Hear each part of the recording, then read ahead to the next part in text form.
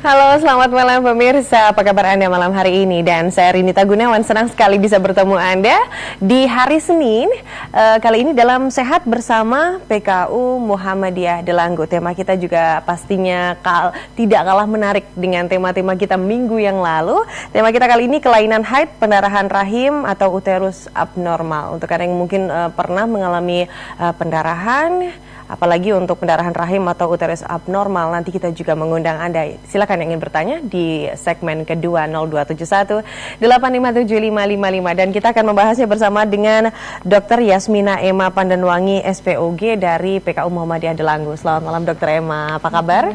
Baik. Kabar baik dok ya. Nah dokter, kita temanya juga sangat menarik karena saya pernah melihat atau mendengar beberapa kasus pendarahan ya, apalagi pendarahan di rahim atau kelainan di head. Nah yang dimaksud dulu dok tentang tema kita atau kelainan head ini seperti apa dok? Jadi kan setiap wanita biasanya dia akan mengalami periode menstruasi di setiap siklus hidupnya ya.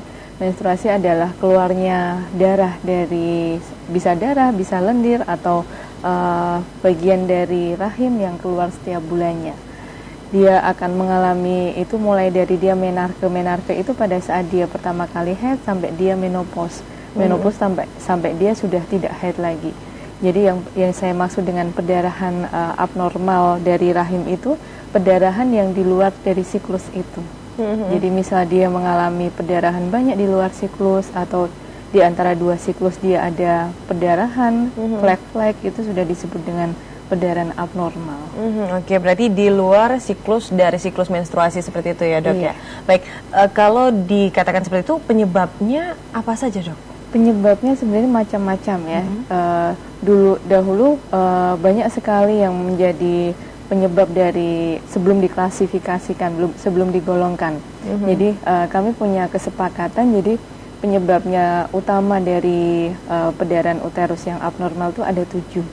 Ada polip, kemudian adenomiosis, kemudian malignansi atau keganasan atau hiperplasia, kemudian leukemioma, kemudian koagulasi, gangguan koagulasi, kemudian ovulatory disorder itu gangguan di ovariumnya, kemudian endometrial, kemudian bisa juga pendarahan yang disebabkan oleh KB seperti misal IUD, kemudian penggunaan pada KB atau yang tidak bisa diklasifikasikan. Baik, ya, ada 9 ya dok ya. Kemudian apakah dari jenis-jenis pendarahan ini bisa dikatakan ada siklusnya nggak? Misalnya dikatakan pendarahan abnormal ini jika mungkin lebih dari berapa hari kondisinya atau mungkin 1 hari pun bisa dikatakan pendarahan abnormal seperti itu. Jadi kalau kita berarti kita harus berbicara dulu tentang bagaimana menstruasi yang normal dulu. Menstruasi yang normal itu biasanya kalau frekuensinya itu antara 21 sampai 35 hari sekali. Jadi kalau dia pendarahan terlalu sering atau terlalu lama itu berarti termasuk pendarahan yang abnormal. Kemudian durasinya itu lamanya setiap kali dia menstruasi. Biasanya 4,5 sampai 8 hari. Kalau kurang dari itu atau lebih dari itu berarti sudah termasuk. Oh, sudah termasuk di dalamnya ya dok ya? Iya. Oh oke, berarti mungkin kalau diklasifikasikan seperti itu banyak juga yang mengalami kayaknya ya dok sekali, tapi mungkin kadang tidak kita sadari. Betul. Oke. Nah, berbicara tentang pendarahan tadi ya dok ya. Nah, ciri-ciri pendarahan mungkin yang tidak normal atau abnormal dan ini yang harus diwaspadai, ciri-cirinya apa aja? Jadi kembali lagi ke yang pendarahan normal tadi. Jadi kalau dia mengalami pendarahan di luar siklus, jadi kalau misal dia normalnya dia 8 hari, kemudian menjadi 10 hari, itu berarti dia mengalami pendarahan yang abnormal.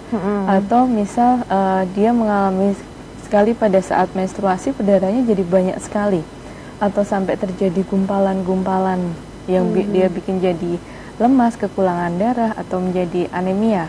Itu berarti disebut juga pendarahan yang abnormal. Apakah juga diiringi dengan rasa sakit pada perut di bagian mana gitu, seperti itu nggak dok? Kalau rasa sakit kadang kalau yang rasa sakit yang masih biasa itu memang pada saat menstruasi masih bisa dikatakan normal, kecuali kalau dia sampai rasa sakitnya yang menyebabkan dia tidak bisa beraktivitas atau sampai dia pingsan, itu nanti ada penyebab yang lainnya. Oke, baik dok. Kalau penanganannya dok, mungkin kan pemirsa juga di rumah juga pernah mengalami hal-hal yang seperti ini. Sebelum ke penanganan medis, mungkin penanganan pertama deh dok, ketika kita mungkin setelah menyimak acara ini, wah kemarin ternyata seperti ini nih, penanganan yang pertama sebelum dia ke medis yang harus dilakukan apa sih dok? Jadi kalau yang namanya perdarahan, perdarahannya itu sendiri kan ada yang dia berlangsung saat itu tiba-tiba dia perdarahan banyak gitu, atau ada yang berlangsung sudah beberapa bulan gitu. Kadang dia cuma flek tiap hari, jadi dia kadang tidak menyadari ya, ternyata itu tuh suatu perdarahan yang abnormal. Sebaiknya kalau misal kita mengalami suatu siklus menstruasi, suatu siklus haid yang tidak seperti biasanya, segeralah diperiksakan. Karena kebanyakan mungkin hanya menganggap hal yang sepele ya dok, ya kemudian berulang-ulang seperti itu juga. Oke, baik. Kalau untuk penanganan dari segi medis sendiri untuk pendarahan uterus abnormal gimana? Jadi kalau penanganannya itu nanti tergantung dari penyebabnya. Dari kesembilan kan, tadi dari ya dok ya? Kemudian juga kita harus singkirkan dia apakah dia hamil atau tidak hamil. Kadang kalau misal pada pasien yang keguguran di awal kehamilan, kadang kan pasien itu tidak tahu kalau dia hamil, hanya tiba-tiba flek terus atau berdarahan terus. Itu jadi harus kita singkirkan dulu apakah dia hamil atau tidak. Kalau dia hamil, yang kita khawatirkan apakah dia terjadi suatu keguguran atau kehamilan di luar kandungan. Tapi kalau dia ternyata tidak hamil, berarti kita harus cek lagi penyebabnya apa saja. Untuk ceknya itu bisa kita lakukan pemeriksaan dulu, kemudian ditunjang dengan pemeriksaan misal USG atau apa namanya, USG-nya bisa dari perut atau USG dari jalan lahir. Aduh, ini pemirsa menarik sekali ya untuk Anda mungkin yang mungkin beberapa waktu lalu atau barusan saja Anda pernah mengalami yang tadi sudah dijelaskan oleh Dokter Emma ya, dokter spesialis kandungan dari PKU Muhammadiyah Delanggu. Jangan pernah anggap remeh karena mungkin kalau dibiarkan terus dok ya, misalnya hanya menganggap biasa-biasa, ini efek yang paling parah ketika mungkin pemirsa hanya mendiamkan saja. Apa yang bisa terjadi dok? Efek yang paling parah kita tidak tahu penyebabnya itu. Yang ditakutkan kalau misal penyebabnya itu adalah suatu keganasan. Kalau keganasan, kalau kita tahu dari awal, kemungkinan terapinya akan lebih baik dibandingkan kalau kita taunya sudah menyebar kemana-mana. Atau bisa juga kalau perdarahan yang dibiarkan terus-menerus, dia akan mengganggu kualitas hidup. Kadang kalau perdarahannya banyak terus-menerus, dia akan bikin anemia. Anemia itu kekurangan darah karena perdarahannya terus berlangsung terus-menerus. Padahal tidak ada yang menghentikan, obat yang menghentikan, dan akhirnya orang itu harus transfusi darah. Padahal untuk transfusi darah sendiri kan juga banyak efek sampingnya ya, maksudnya ada di situ reaksi alergi dan sebagainya. Jadi sebaiknya kalau kita menemukan suatu perdarahan yang tidak sesuai dengan siklus menstruasi kita, segera diperiksakan.